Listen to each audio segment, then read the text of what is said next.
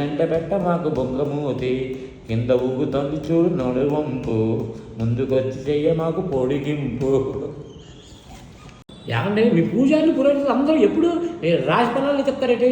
నగ్బాగో షకీలాగో వాళ్ళది అవతల చెప్పచ్చు కదా. రే రాశి ఫలాలు అంటే హీరోయిన్ రాశి